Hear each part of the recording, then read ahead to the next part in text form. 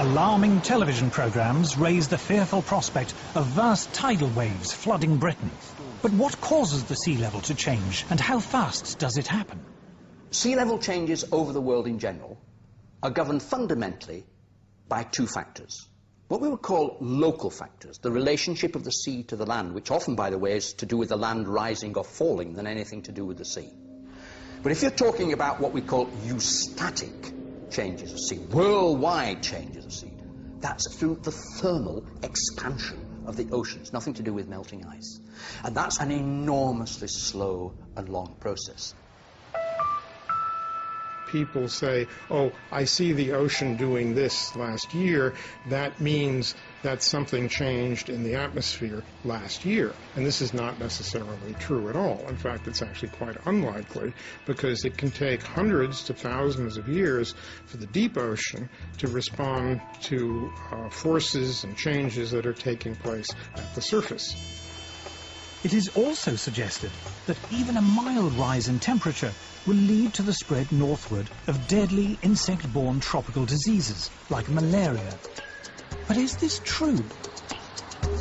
Professor Paul Reiter of the Pasteur Institute in Paris is recognized as one of the world's leading experts on malaria and other insect-borne diseases.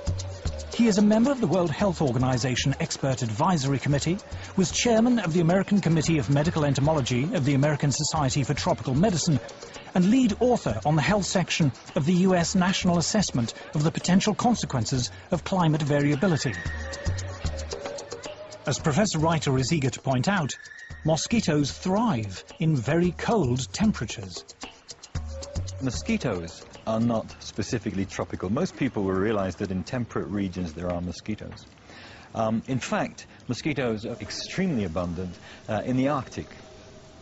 The most devastating epidemic of malaria was in the Soviet Union in the 1920s. There were something like 13 million cases a year and something like 600,000 deaths. A tremendous catastrophe that reached up to the Arctic Circle. Archangel had 30,000 cases and about 10,000 deaths. So it's not a tropical disease. Yet these people in the global warming fraternity invent the idea that malaria will move northwards. Climate scare stories cannot be blamed solely on sloppy or biased journalism. According to Professor Reiter, hysterical alarms have been encouraged by the reports of the United Nations Intergovernmental Panel on Climate Change, or IPCC. On the spread of malaria, the IPCC warns us that mosquito species that transmit malaria do not usually survive where the mean winter temperature drops below 16 to 18 degrees Celsius. According to Professor Reiter, this is clearly untrue. I was horrified to read the second and the third assessment reports, because there was so much misinformation without any kind of recourse, or virtually without mention of the scientific literature, the truly scientific literature, the literature by specialists in those fields.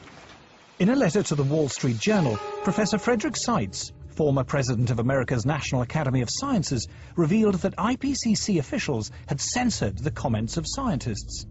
He said that this report is not the version that was approved by the contributing scientists. At least 15 key sections of the science chapter had been deleted. These included statements like, none of the studies cited has shown clear evidence that we can attribute climate changes to increases in greenhouse gases. No study to date has positively attributed all or part of the observed climate changes to man-made causes. Professor Seitz concluded, I have never witnessed a more disturbing corruption of the peer review process than the events that led to this IPCC report. In its reply, the IPCC did not deny making these deletions, but it said there was no dishonesty or bias in the report, and that uncertainties about the cause of global warming had been included. The changes had been made, it said, in response to comments from governments, individual scientists, and non-governmental organizations. When I resigned from the IPCC, I thought that was the end of it. But when I saw the final draft, my name was still there, so I asked for it to be removed. Well, they told me that I had contributed, so it would remain there. So I said, no, I haven't contributed, because they haven't listened to anything I've said. So in the end it was quite a battle, but finally I threatened legal action against them and they removed my name. And I think this happens a great deal. Those people who are specialists but don't agree with the polemic and resign, and there have been a number that I know of, they are simply put on the author list and become part of this 2,500 of the world's top scientists. Research relating to man-made global warming is now one of the best-funded areas of science. The US government alone spends more than $4 billion a year. According to NASA climatologist Roy Spencer, scientists who speak out against man-made global warming have a lot to lose. It's generally harder to get research proposals funded because of the stands that we've taken publicly. And you'll find very few of us that are willing to take a public stand because it does cut into their research funding. It is a common prejudice that scientists who do not agree with the theory of man-made global warming must be being paid by private industry to tell lies. I get it all the time. You must be in the pay of the multinationals. Sadly, like most of the scientists you'll talk to, I haven't seen a penny from the multinationals. I'm always accused of being paid by the oil and gas companies. I've never received a nickel from the oil and gas companies. I joke about I wish they would pay me, then I could afford their product. Whenever anybody says that I'm in the pay of an oil company, I say my bank manager would wish. There is almost no private sector investment in climatology, and yet to be involved in any research project which involves an industry grant, no matter how small, can spell ruin to a scientist's reputation. Modern technology fueled by greenhouse gases. Patrick Michaels is Professor of Environmental Sciences at the University of Virginia. He was chair of the Committee on Applied Climatology at the American Meteorological Society, president of the American Association of State Climatologists, the author of 3 books on meteorology, and an author and reviewer on the UN's Intergovernmental Panel on Climate Change. But when he conducted research which was part funded by the coal industry, he found himself among those under attack from climate campaigners. British-based corporations are some of the worst climate criminals on the planet.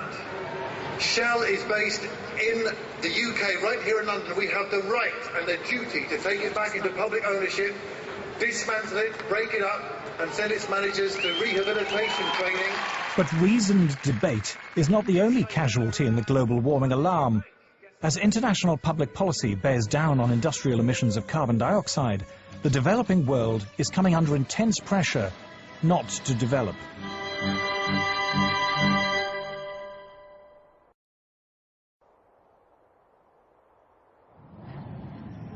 I'm no expert on climate change, I'm no scientist, and what I'm going to say next is a great big turn off.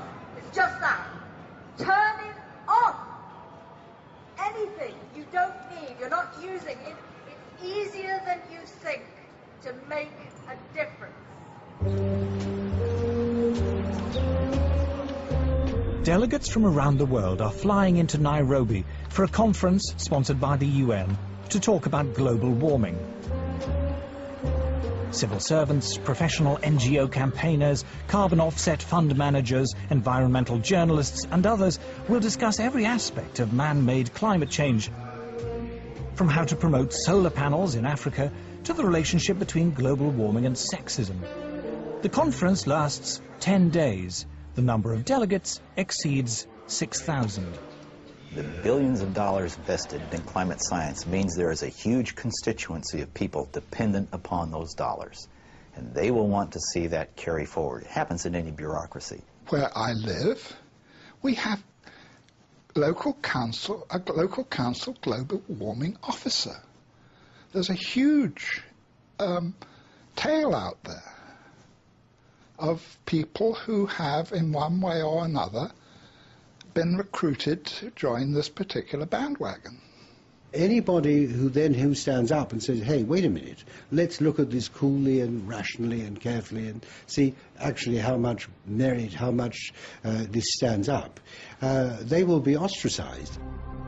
Scientists, accustomed to the relative civility and obscurity of academic life, suddenly find themselves publicly attacked if they dare to challenge the theory of man-made global warming, vilified by campaign groups and even within their own universities. the old English saying, if you stand up in the coconut shy, they're going to throw at you. So I understand that there's going to be some of that, but it gets pretty difficult and pretty nasty and very personal. And there have been, you know, death threats and all sorts of things. And so I'm not doing it for my health.